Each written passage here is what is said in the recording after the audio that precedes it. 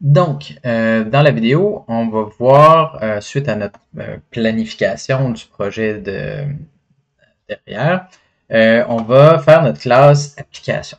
Notre classe application, si je reviens à mon écran qui est ici, hop, elle va avoir plusieurs choses. Elle va avoir un filtre, un panier d'achat, une boîte modale, puis une liste d'activités. Elle va pouvoir récupérer les données éventuellement d'une base de données ou d'un fichier, puis on va afficher la liste.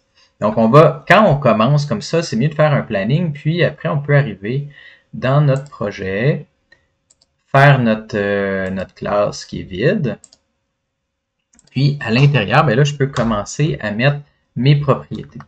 Donc là, par exemple, j'ai dit que j'allais avoir une propriété liste d'activités. Je vais avoir un modal. Je vais avoir un filtre. Je vais avoir... Qu'est-ce que j'ai d'autre comme propriété?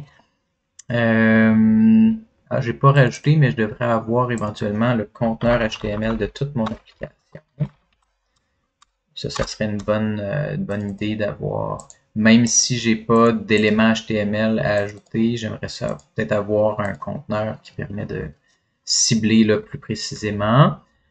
Puis mon panier d'achat. Conteneur HTML, panier d'achat, comme ça. Puis, dans les méthodes, j'ai récupéré les données puis affiché la liste. Donc, on va avoir récupérer les données, puis afficher la liste. Puis, éventuellement, ce qu'on va vouloir faire, peut-être que là, on a des éléments privés. On va peut-être avoir besoin à un certain moment de les transformer en public avec des accesseurs mutateurs, des getter-setters pour accéder à ces données-là. Fait que du moment que j'ai ça, ben peut-être que est-ce que j'ai besoin au chargement d'avoir tout ça? Non. Je vais avoir tout ça va être déclenché éventuellement parce que je vais importer mes différentes classes. Puis mon conteneur HTML, lui, peut-être que je vais vouloir le passer ou je pourrais tout simplement aller le chercher ici. This.conteneur HTML est égal à document.querySelector. Puis là, je vais aller me chercher. J'utilise beaucoup les attributs dataset dans des cas comme ça parce que je veux, peut-être que j'en ai plusieurs, peut-être que j'ai un élément très spécifique. Je pourrais utiliser un ID, mais je trouve que c'est plus propre d'utiliser des query selectors avec des attributs dataset. Et là, je pourrais dire data application.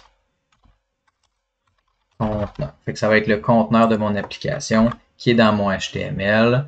Je vais aller ouvrir mon HTML. Puis je vois que j'ai pas d'application. Fait que probablement ce qui pourrait être bien, c'est de dire data application. Puis mon conteneur, ça va être le body. Tout va être là-dedans, sans problème. OK. Puis, fait que j'ai ça. Application conteneur. Si je mets pas la même chose, ça va pas fonctionner. Comme ça. Ensuite, qu'est-ce que je peux faire? Ben, ici, on voit que je peux afficher ma liste, récupérer les données, puis mes données, elles sont où? Dans cet exemple-ci, mes données, elles sont dans un fichier de données, mais ça pourrait être d'une application mobile sans problème. Okay? Donc, si j'arrive ici, je vais aller importer mes activités, c'est déjà fait. Puis, quand je veux récupérer mes données, ben, je peux dire pour chaque élément dans ma liste de données, ben, va me créer une nouvelle activité. Donc, dans activité.forEach, je vais me faire une fonction comme ça. Pour chaque activité, je vais me faire une nouvelle instance de ma classe activité. Activité. Puis, je vais l'ajouter à mon tableau de données. This.list activité point push de ma nouvelle activité. Fait que je vais garder, ça va me permettre de garder une trace de tout ça au chargement de ma page. Là, évidemment, activité, il va y avoir beaucoup d'informations qui me manquent présentement parce que j'ai besoin de plus de choses dans mon activité. Puis, une fois que ça c'est terminé, ben là, je pourrais dire, OK, une fois que j'ai terminé ça, je pourrais afficher ma liste. Dans mon constructeur, je récupère mes données, puis j'affiche ma liste.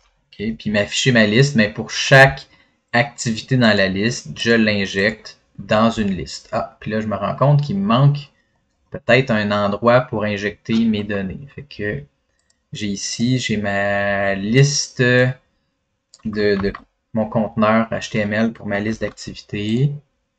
Fait que je vais avoir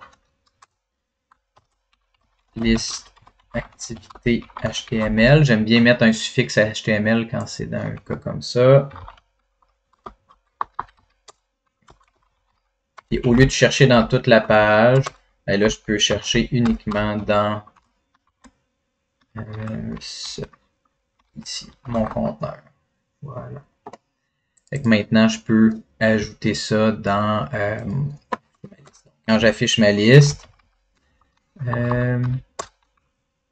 ici, point inner HTML est égal à une chaîne vide. Puis pour chaque élément dans ma liste d'activités, activité.forEach. Oh. En fait, c'est pas activité, c'est ce qu'il y a dans ma liste d'activités. Liste d'activités ici, .forEach. Ce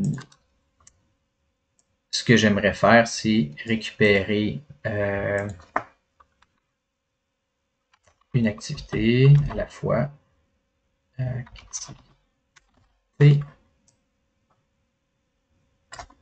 Puis là, je peux dire activité.injecter HTML. Donc ça, on ne le sait pas encore, mais je vais avoir au point inner HTML, injecter HTML. Donc, je peux injecter du HTML pour chaque liste, pour chaque élément dans ma liste. Fait que ça me permet d'afficher ça correctement.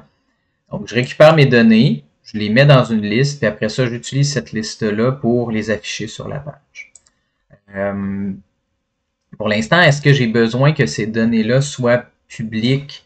Je ne pense pas que j'ai besoin de rendre ça public. Donc, pour les rendre privés, on vient juste modifier ici. Est-ce que j'ai besoin d'afficher ma liste depuis l'extérieur avec mon filtre? Je ne pense pas. Fait que je vais juste rendre ça privé. Et si j'ai besoin de les rendre publics, je reviendrai les modifier par la suite. Donc, j'ai ma classe application qui me permet de récupérer des données, d'afficher ma liste, puis pour chaque élément dans mon tableau d'information, mon tableau de données ici. Donc, c'est un array avec des objets, puis pour chaque activité dans ma bibliothèque, j'ai la date de début, la date de fin, la date d'inscription, le nombre d'inscriptions, etc.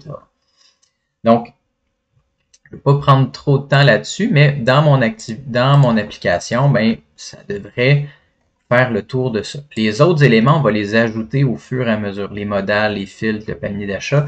À chaque vidéo, on va rajouter un système dans notre application. Pour l'instant, on l'a juste préparé. Donc, je vais arrêter ma vidéo là, puis on va continuer dans la prochaine pour la liste des activités.